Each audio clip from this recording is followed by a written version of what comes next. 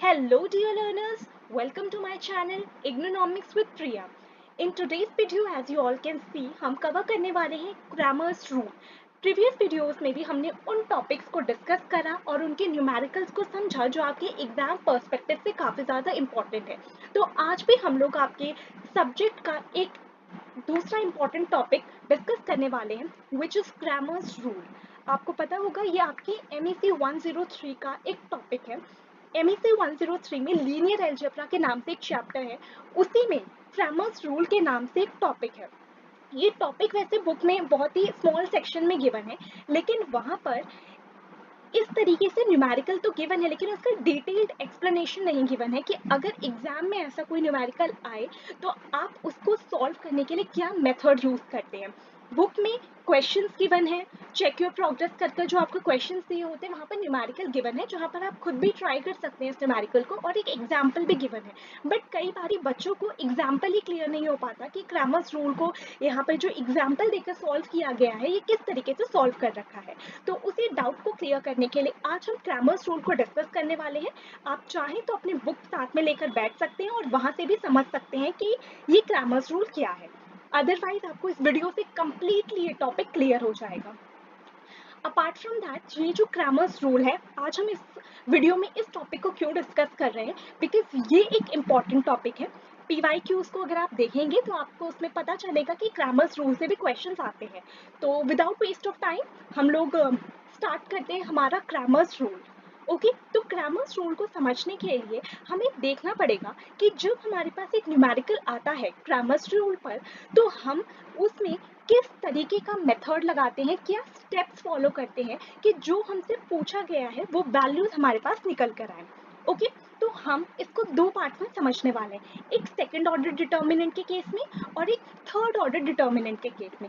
Exam में अगर आपको क्वेश्चन आएगा तो वो ये वाला सेकंड ऑर्डर नहीं, थर्ड ऑर्डर डिटर्मिनेंट वाला क्वेश्चन पूछा जाता है। बट रीजन कि मैंने सेकंड ऑर्डर डिटर्मिनेंट को भी इस वीडियो में इंक्लूड करा है, देखिए जो थर्ड ऑर्डर डिटर्मिनेंट है उसमें थोड़ा सा पूरा प्रोसीजर कॉम्प्लेक्स हो जाता है। तो आई थॉट कि मैं आपको सेकंड ऑर्डर डिटर्मिनेंट से स्टार्ट कराती हूँ, क्योंकि यहाँ पे कम कम वैल्यूज रहते हैं तो आप पहले इजीली पूरा मेथड समझ पाएंगे।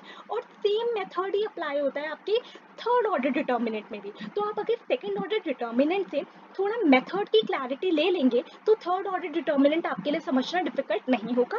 बट मैं दोबारा रिपीट कर देती हूँ कि थर्ड ऑर्डर डिटर्मिनेंट वाले क्वेश्चन ग्रामर्स रूल के ज़्यादा आते हैं।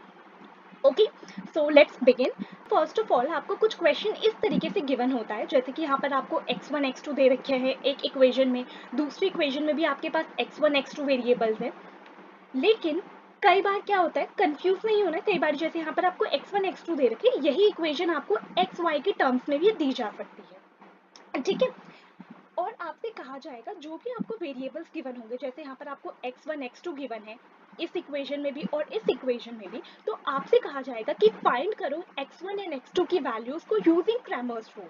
तो जो भी आपको वेरिएबल गिवन होंगे आपकी इक्वेशंस में, आपको उन्हीं वेरिएबल्स को, जैसे कि यहाँ पर है हमारे x1 एंड x2 दोनों ही इक्वेशंस में, तो आपसे कहा जाएगा कि आप इन वेरिएबल्स की, तो यहाँ पर x1 एंड x2 की वैल्यू को फाइंड आउट करिए ग्रामर्स रूल का यूज कर। तो आपको मेथड पता होना चाहिए कि क्या अप्लाई करना है। मेथड बहुत सिंपल है, जस्ट जो भी मैं समझाऊं उसको एक एक करके समझते रहिएगा। देखिए, सबसे पहले तो ये जो हमारी इक्वेशंस दे रखी हैं दो, हम लोग इनको डिटर्मिनेंट फॉर्म में लिखेंगे। तो डिटर्मिनेंट फॉर्म में हम लोग इसको किस तरीके से लिखते हैं, देखिए अगर मैं x1 का कोफिशिएंट देखूं तो इसका कोफिशिएंट कुछ भी गिवन नहीं है। तो जब भी कोई कोफिशिएंट गिवन नहीं होता तो हम मान लेते हैं कि वो 1 है इसका कोफिशिएंट, तो यहाँ पर हमने इसका कोफिशिएंट 1 ले लिया।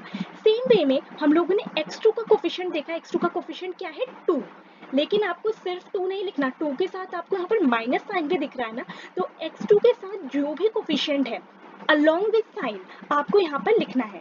x1 से पहले कोई साइन भी नहीं था इसलिए हम लोगों ने नॉर्मली 1 लिखा, लेकिन यहाँ पर 2 से पहले साइन भी है तो हमें साइन के साथ लिखना है -2।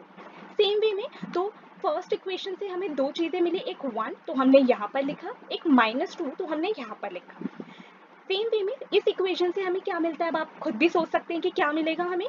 x1 के साथ क्या है 3, कोई माइनस का साइन नहीं है तो हमने नॉर्मल 3 लिख दिया। x2 के साथ क्या है 5, तो इसके साथ प्लस का साइन है तो वो अलग से लगाने की कोई नीड नहीं है, आप नॉर्मली 5 लिख दीजिए, लेकिन जहाँ माइनस का साइन हो you have to write that along with the number. Okay तो ये आपका डिटर्मिनेंट फॉर्म आ गया है। आई होप आपको डिटर्मिनेंट के बारे में कुछ याद होगा, 11th-12th में पढ़ते हैं ना हम लोग डिटर्मिनेंट के बारे में, तो उसी तरीके से बिल्कुल सॉल्व करना है। तो मैंने यहाँ पर आपके लिए स्टेप 5 लिख रखा है कि अगर आपको ऐसे कंफ्यूजन हो तो आप स्टेप्स भी याद कर सकते हैं कि हम क्या कर रहे हैं। तो स्टेप 1 में हमने गिवन इक्वेजन को, जो हमारे पास गिवन इक्वेजंस हैं उनको डिटर्मिनेंट की फॉर्म में लिख लिया है, राइट इन डिटर्मिनेंट फॉर्म। ठीक है, तो मैंने आपके लिए स्टेप्स भी लिखते हुए रखे हैं साथ में। अब हमें क्या करना है, हमें इस डिटर्मिनेंट को सॉल्व करना है, तो हमें डिटर्मिनेंट की वैल्यू निकालनी है। अगर आपको याद हो हम कैसे सॉल्व करते थे, हम इन दोनों को मल्टीप्लाई करते हैं, माइनस का साइन लगाते हैं बीच में और फिर इन दोनों को मल्टीप्लाई करते हैं। तो 5 1 जा 5, माइनस का साइन अलग से हमेशा लगेगा ही, माइनस का साइन हमेशा लगता है। और फिर यहाँ पर क्या था, 3 इंटू में -2 यानी कि -6, तो 5 माइनस -6, तो 5 + 6 हो जाएगा, तो ये हमारे पास डिटर्मिनेंट की वैल्यू आ जाएगी 11। तो यहाँ पर मैंने स्टेप 2 लिख दिया है कि आपको डिटर्मिनेंट की वैल्यू निकालनी है। Alright, just keep one thing in mind जो बहुत इंपॉर्टेंट है कि जब भी आपने डिटर्मिनेंट की वैल्यू निकाल ली उसके बाद हमेशा ये चेक करना है कि जो डिटर्मिनेंट की वैल्यू आई है वो 0 के इक्वल नहीं होनी चाहिए। अगर ये 0 के इक्वल हो जाती है तो हम आगे सॉल्व नहीं करते हैं फिर इसको, लेकिन आपके एग्जाम में या वैसे भी जो क्वेश्चन बनता है वो इसी फॉर्म का होता है कि ये जो वैल्यू निकल कर आती है 0 के इक्वल नहीं होती है। तो ये जो 11 निकल कर आया है, obviously this is not equal to R 0, तो 0 के इक्वल नहीं है। तो स्टेप 2 में आपने क्या करा, डिटर्मिनेंट की वैल्यू निकाली और साथ ही साथ ये भी पता है कि ये तो 0 के इक्वल नहीं है, आपने ये चीज चेक करी। ओके, अब आगे देखिए, अब हमें आगे क्या करना है।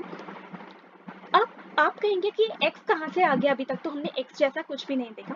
सी, हमने अभी तक इक्वेशन के इस पार्ट पर फोकस करा, हम लोगों ने इसको इस फॉर्म में लाने के लिए सिर्फ इस लेफ्ट हैंड साइड पर फोकस करा है, बट अगर आप देखें तो राइट हैंड साइड पर भी कुछ वैल्यूज गिवन है कि ये इक्वेशन इज इक्वल्स टू में 3 and this equation is equal to 20। तो अब हम क्या करेंगे, हम लोग x लेंगे और x को इक्वल लिखेंगे किसके, इसको भी डिटर्मिनेंट फॉर्म में डाल देंगे, लेकिन यहाँ पर तो हमारे पास दो ही वैल्यूज है 3 और 20, तो हम लोगों ने एग्जैक्टली 3 और 20 को एज इट इज लिख देना है और हमने कहा कि ये कुछ x है, तो x इज इक्वल्स टू में दिस। तो गिवन इक्वेशंस के लेफ्ट हैंड साइड से हम लोगों ने डिटर्मिनेंट निकाल कर डिटर्मिनेंट की वैल्यू निकाली, फिर गिवन इक्वेशन की ही राइट हैंड साइड से हम लोगों ने x निकाल लिए। तो स्टेप 3 कि आपको x की फॉर्म में लिख देना है सब कुछ, जो भी आपका x बनता है। ठीक है, आई होप इतना आपको क्लियर होगा। अब आता है आपका मेन पार्ट जो हमें यहाँ पर समझना है।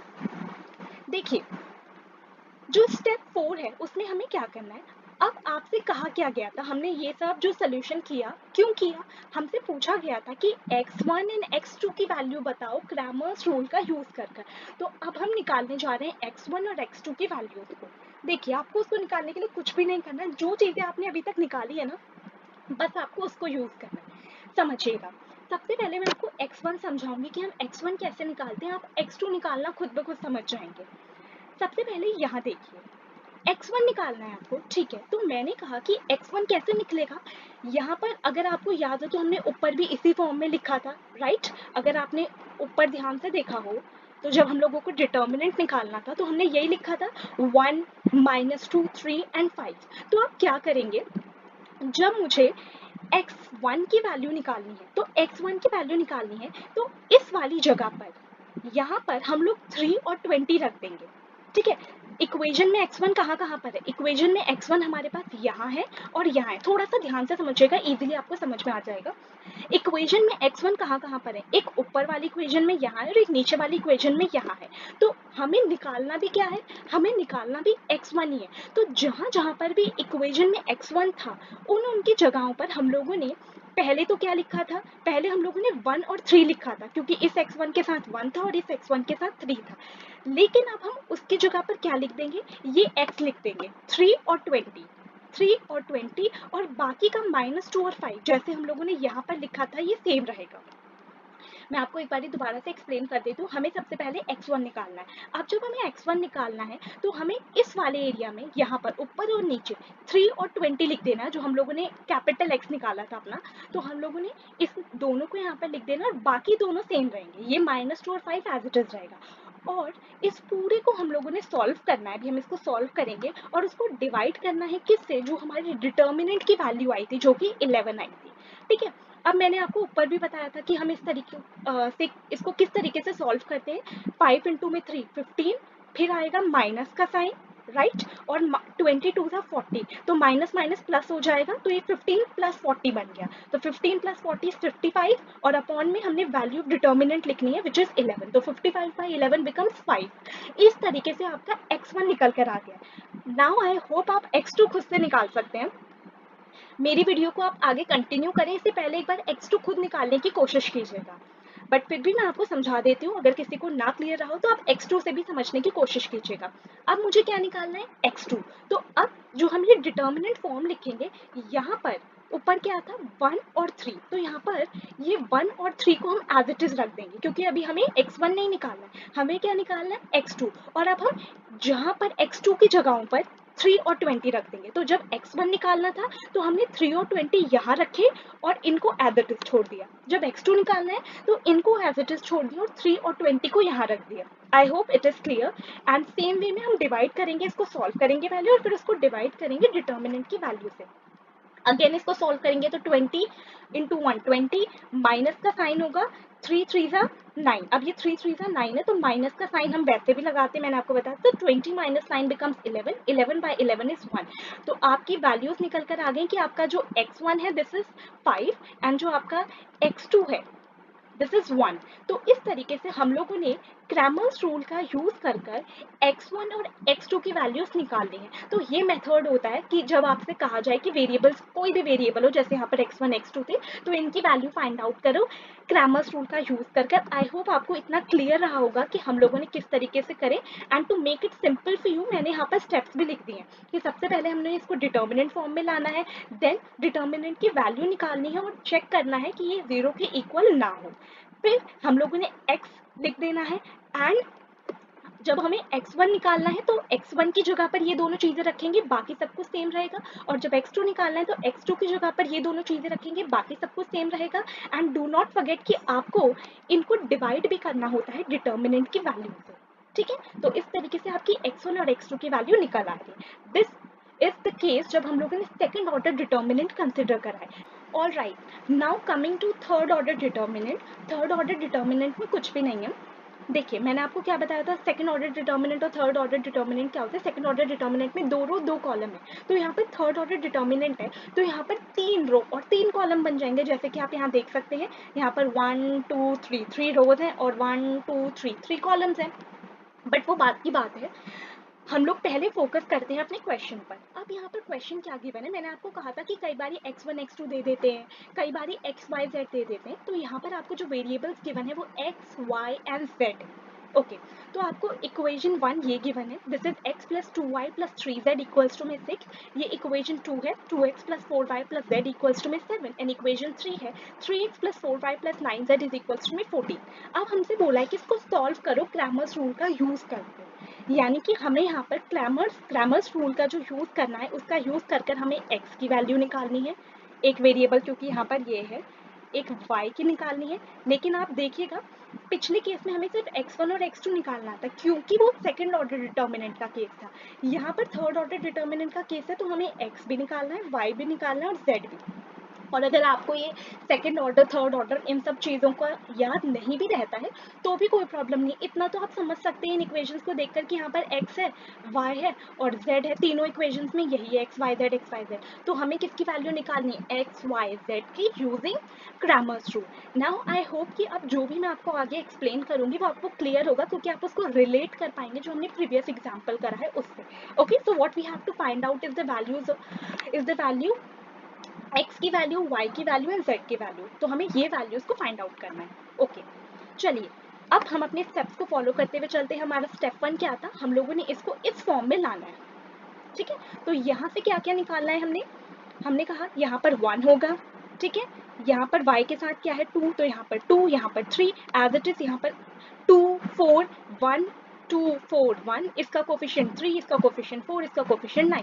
तो हम लोगों ने इस फॉर्म में लिख लेना है। ठीक है, तो इन तीनों के कोफिशिएंट्स यहाँ पर लिख दिए, इन तीनों के कोफिशिएंट्स सेकंड रो में लिख दिए, इन तीनों के कोफिशिएंट्स थर्ड रो में लिख दिए। I hope that much is clear. ठीक है, अब ये लिख दिया। अब नेक्स्ट हम लोगों ने क्या करना था, हम लोगों ने इसकी डिटर्मिनेंट वैल्यू निकालनी थी। अब आई डोंट थिंक कि सबको पता होगा कि अगर जैसे 3x3 मैट्रिक्स बन रही है तो हम किस तरीके से डिटर्मिनेंट निकालते हैं। मैंने 2x2 का तो समझाया आपको, वो बहुत ईजी रहता है कि हम सिर्फ ऐसे आपस में क्रॉस मल्टीप्लाई कर देते हैं और बीच में एक माइनस का साइन रहता है। जिनको नहीं पता उनके लिए मैं इस पार्ट को थोड़ा सा इलैबोरेट कर देती हूँ कि हम डिटर्मिनेंट वैल्यू कैसे निकालेंगे। देखिए, डिटर्मिनेंट वैल्यू निकालने के लिए आपको कुछ भी नहीं करना। पहले आपको क्या करना है, इस 3x3 के केस में मैं आपको समझा रही हूँ कि हम डिटर्मिनेंट वैल्यू कैसे निकालते हैं। थोड़ा सा ध्यान से समझिएगा, आपको समझ आ जाए। सबसे पहले मैंने ये 1 लिया, ठीक है, मैंने 1 लिख दिया। अब यहाँ पर तो इतनी सारी वैल्यूज है, मैं कौन सी वैल्यूज को आपस में क्रॉस मल्टीप्लाई करूँ। तो मैंने क्या लिया है, सबसे पहले मैंने 1 लिया। ओके, तो मैंने यहाँ पर 1 लिखना है। फाइन, अब मुझे इस रो को, इस कॉलम को और इस रो को बिल्कुल इग्नोर कर देना है। इनको आपको ऐसे कंसिडर करना है जैसे है ही नहीं। तो बचे क्या, ये 4 नंबर, और इन 4 नंबर्स में आपने क्या लगाना है, वही जो हमने पहले करा था। 9 4 36, 9 4 36, बीच में एक माइनस का साइन और 4 1 4। तो इस तरीके से आपने पहला बना लिया है। अब चलिए आगे बढ़ते हैं। अब इतना ही तो हम लोग सॉल्व नहीं करते, अब क्या करेंगे, मैंने ये 2 लेना है। पहले हमने 1 लिया, अब हम 2 लेंगे। तो अब मैंने 2 लिया, तो यहाँ पर हम लोगों ने 2 लिख देना है। एंड अगर आपको डिटर्मिनेंट का पूरा सोल्यूशन किस तरीके से करते हैं याद ना हो तो कमिंग वीडियोस में मैं ये सारी चीज़ें भी कवर करने वाली हूँ, जिसमें हम डिटर्मिनेंट, एडजॉइंट, कोफैक्टर, ये सब कुछ पढ़ेंगे। तो आप चाहें तो वो वीडियो भी देख सकते हैं अगर आपको यहाँ पे थोड़ा कन्फ्यूजन हो। वैसे आई एम ट्राइंग कि आपको यहीं पर ही क्लियर हो जाए। देखिए, तो हम लोगों ने अब क्या लेना है, 2। तो यहाँ पर जब भी हम लोग ये सेकंड वाला केस लेते हैं, इसके साथ हमेशा माइनस साइन लगेगा। ऊपर हमने माइनस साइन लगाया था ना, वैसे यहाँ पर भी एक माइनस साइन लगेगा। ओके, तो ये 2 का अपना कोई माइनस साइन नहीं है, लेकिन हमें हमेशा माइनस साइन लगाना है। ठीक है, तो ये हो जाएगा हमारे पास 2। अब 2 है तो 2 किस कॉलम में आ रहा है, इसमें, तो इस कॉलम को इग्नोर कर दो। 2 किस रो में आ रहा है, इस रो में, तो इस रो को इग्नोर कर दो। अब क्या बच गया, ये 4 नंबर। तो 9 2 18, माइनस का साइन, 3 1 3। तो ये हो जाता है आपका सेकंड के लिए। सेम वे में अब हम, आप समझ गए होंगे किस पे जाएंगे, अब हम 3 पे जाएंगे। 3 पे जाएंगे तो हमने लिखा 3। अब यहाँ पर हमें कोई माइनस अलग से नहीं लगाना होता है, प्लस ही चलेगा। सिर्फ ये जो मिडल वाला पोर्शन होता है इसके लिए हमें एक माइनस का साइन लेना होता है। तो देयर इज अ फॉर्मूला जिसका यूज करके हम डिटर्मिनेंट को कैलकुलेट करते हैं। अगर आपको यहाँ से नहीं समझ आ रहा है तो you can go to see that formula. ठीक है, आप उस फॉर्मूले से भी देख सकते हैं। चलिए, अब हम लोगों ने क्या लेना है, 3 लेना है। तो हम लोगों ने एज इट इज 3 को लिखा। 3 किस कॉलम में है, इसमें, इसको इग्नोर कर दो, और 3 इस रो में है, इसे इग्नोर कर दो। कौन से नंबर्स बचे ये, तो 4 2 8, 4 3 12, माइनस 12 हम लोगों ने यहाँ पर इस तरीके से लिख दिया। अब आगे तो आप इसको सॉल्व कर ही सकते हैं। इसको सॉल्व करेंगे 32 आ जाएगा, ये 2 एज इट इज, 18 में से 3 गया 15, प्लस 3 8 में से 12 गया, माइनस का 4 बचेगा। आप इसको पूरा सॉल्व करेंगे, जो कि मैंने आपको सोल्यूशन प्रोवाइड भी कर रखा है। तो आपको क्या मिल जाएगा, आपको पूरा सोल्यूशन करने के बाद मिल जाएगा -10, and -10 is obviously not equals to में 0। मैंने कहा था आपको चेक करना है कि 0 ना हो, तो ये 0 तो नहीं है। अब स्टेप 3 हमारे पास क्या था, स्टेप 1 था, हमने इसको इस मैट्रिक्स फॉर्म में लिखना था। स्टेप 2 में हम लोगों ने इसको सॉल्व कर इसकी वैल्यू निकालनी थी, डिटर्मिनेंट की वैल्यू निकालनी थी और चेक करना था कि 0 के इक्वल ना हो। स्टेप 3, अगर आपको याद हो हमने प्रीवियस एग्जाम्पल में क्या पढ़ा था कि स्टेप 3 में हम लोग x लिखते हैं। तो यहाँ पर 3 वैल्यूज आएंगी, क्योंकि राइट हैंड साइड पर 3 वैल्यूज हैं, तो हम 6 भी लेंगे, 7 भी लेंगे और 14 भी लेंगे। तो हम लोगों ने यहाँ पर अपना x लिख लिया। आई होप इतना क्लियर है। ओके, अब लास्ट एंड फाइनल स्टेप क्या होता है कि हमें अपनी जिन वेरिएबल्स के बारे में बात की गई है उनकी वैल्यूज को फाइंड आउट करना है। तो वो वेरिएबल्स कौन से थे, जो मैंने आपको स्टार्टिंग में ही बता दिए थे, x है, y है एंड z है। तो हमें इनकी वैल्यूज चाहिए। हमने क्या पढ़ा था कि हमें जिस भी वेरिएबल की वैल्यू चाहिए होती है, जैसे x चाहिए, तो उसकी जगह पर क्या लिख दो, इस पूरे को उठा के लिख दो। इस पूरे को x की जगह पे लिख दो। जब y चाहिए तो y की जगह पर इस पूरे को लिख दो, तो y की जगह पर पूरे को लिख दिया। आपको पता कैसे चल रहा है x, y और z की जगह कौन सी है? मैंने आपको बताया था ना इक्वेशन में, ये वाली जो फर्स्ट वाली कॉलम बनती है ये पूरी x की है, सेकंड वाली कॉलम में हम पूरी y के बारे में बात करते हैं और थर्ड वाले कॉलम में पूरे z के बारे में, राइट। तो इसीलिए फर्स्ट वाले यहाँ पर हमने क्या कहा, हमें x निकालना है। तो मैंने क्या करा, जब x निकालना था तो x की जगह पर, x वाले कॉलम की जगह पर ये पूरा लिख दिया।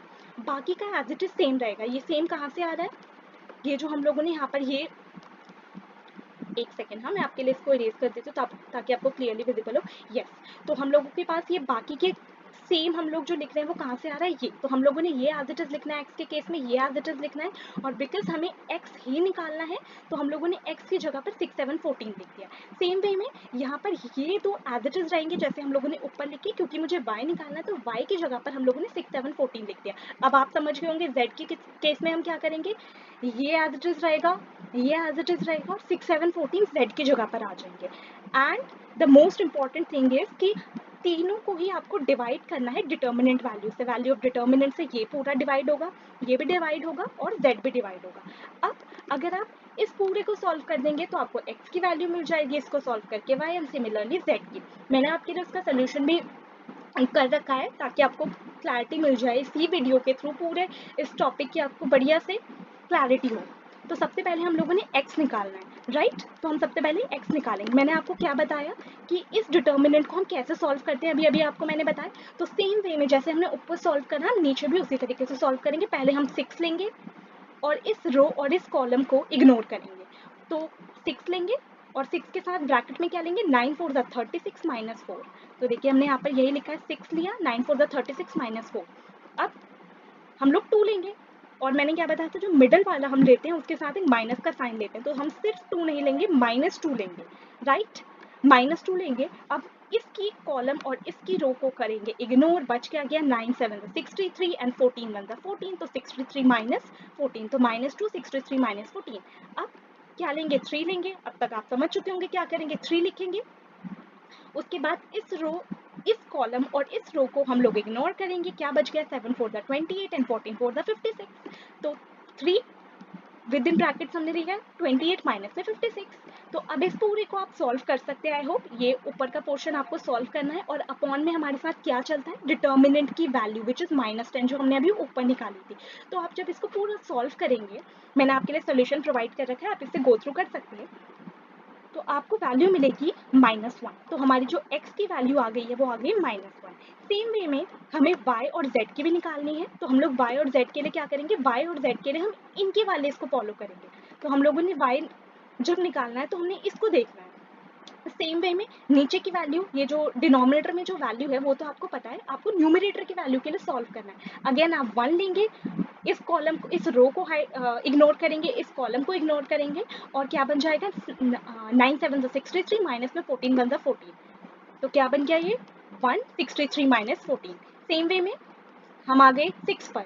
अब मैंने बताया था जब भी हम मिडल वाला लेंगे उसके साथ माइनस लगेगा, तो ये बन जाएगा आपका -6, ये -6, और फिर बाकी के बचे, फिर हम क्या करेंगे 6, तो इस रो और इस कॉलम को इग्नोर करेंगे, 9 2 18 माइनस में 3 1 3। तो हम लोगों ने यहाँ पर लिख दिया है 18 माइनस 3। और सेम वे में हम लोग अगला लेंगे विच इज 3, और उसकी रो और उसके कॉलम को 3 ले लिया हमने, और इसकी कॉलम और इसकी रो को हाइड कर देंगे। तो 14 2 28, 7 3 21। तो 28 माइनस में 21 आपका यहाँ पर आ गया। आप इसको पूरा सॉल्व करेंगे तो आपके पास जो वैल्यू आएगी वो निकल कर आएगी y की वैल्यू 2।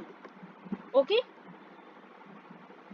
सेम वे में अब हम z को भी निकालना चाहें तो अब आप z को खुद सॉल्व करेंगे। मैंने आपके लिए यहाँ पे सोल्यूशन दे रखा है, बट बिना चीटिंग के एक बारी खुद ट्राई करिएगा इसको सॉल्व करने का, कि अगर आपने z को सॉल्व करना है तो आपकी z की वैल्यू कैसे निकलेगी। और अगर आप इसको पूरा सॉल्व कर पाते हैं तो मतलब कि आप इस वीडियो से कुछ पोर्शन तो समझ पाए, आप एक दो बारी इस क्वेश्चन को पूरे तरीके से ट्राई करेंगे तो फिर आपको ये पूरा टॉपिक क्लियर हो जाएगा। ठीक है, एक बार z निकालने की कोशिश जरूर कीजिएगा, अदरवाइज तो मैंने यहाँ पर आपको सोल्यूशन प्रोवाइड कर ही रखा है। सेम वे में जैसे हमने x और y निकाला, तो डिनोमिनेटर वैल्यू हमें पता है कि ये -10 होगा, आपको इसको सॉल्व करना है। मैंने आपके लिए सोल्यूशन प्रोवाइड कर रखा है। तो z की वैल्यू यहाँ पर निकल कर आ चुकी है -1। तो मैंने आपके लिए एक जगह पर लिख भी दिया है कि x, y और z की क्या वैल्यूज आई, x की -1, y की 2 एंड z की 1। तो ये है आपका क्रैमर्स रूल, जिसमें हम लोगों ने पहले सेकंड ऑर्डर डिटर्मिनेंट को समझा and then third order determinant को। ओके, आई होप आपको दोनों ही केसेस क्लियर रहे होंगे। थर्ड ऑर्डर डिटर्मिनेंट से आपके एग्जाम में क्वेश्चन बनता है, तो आप इस क्वेश्चन को एक बार इस वीडियो के थ्रू समझने की कोशिश कीजिए और फिर इसको खुद सॉल्व करने की कोशिश कीजिएगा, क्योंकि खुद सॉल्व करके चीज़ें ज़्यादा क्लियर हो पाती हैं। ठीक है, तो आज की वीडियो में बस इतना ही। कमिंग वीडियोस में भी हम लोग ऐसे ही जो भी इम्पोर्टेंट टॉपिक्स हैं आपके टर्म एंड एग्जामिनेशन के लिए उनको करेंगे। एंड ग्रामर्स रूल के लिए आप इस वीडियो को प्लीज़ 1 से 2 बारी देख लीजिएगा, आपको क्लियर हो जाएंगी और खुद सॉल्व करेंगे तो बिल्कुल भी आपको एग्ज़ाम टाइम पर कोई भी प्रॉब्लम नहीं होगी। So thank you so much for watching, and if you like this video, do not forget to like, share and subscribe my channel. Thank you so much.